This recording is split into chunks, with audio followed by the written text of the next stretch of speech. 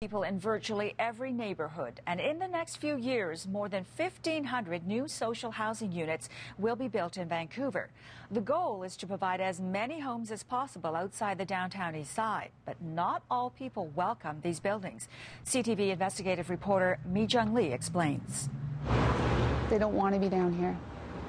Something's brought them down here. They search the darkest corners of the city, looking for young people sleeping on the streets. I try and be as visible as possible and try and connect them with services, whether that would be detox, something to eat, a safe place to stay for the night. Ending up on the streets, not surprising when you hear some of their stories. I got shifted from foster placement to foster placement to foster placement, and I went to 26 in 9 years. Then Christine DeVries went from foster homes to no home. She has a place now and knows what a profound difference that can make. Soon there will be a lot more options. This is one of the 96 units here at Pender and Homer, fully self-contained, your own kitchenette, your own shower, and take a look at this view. This building is piloting micro suites, 225 square feet, small, but it's their world. It's their home. They can control what happens to themselves. You'll see a remarkable difference. After years of increasing homelessness and not much action, the province, city and private sector are forging ahead with 14 supportive housing buildings in Vancouver. The push was to target areas outside the downtown east side.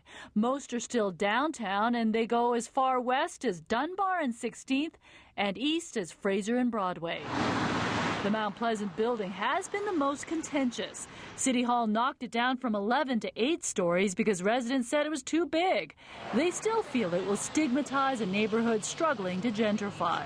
At what point do neighborhoods get to say, no, this doesn't make sense at this scale? Most of the buildings are big. They have to be to make it viable to provide support to the residents.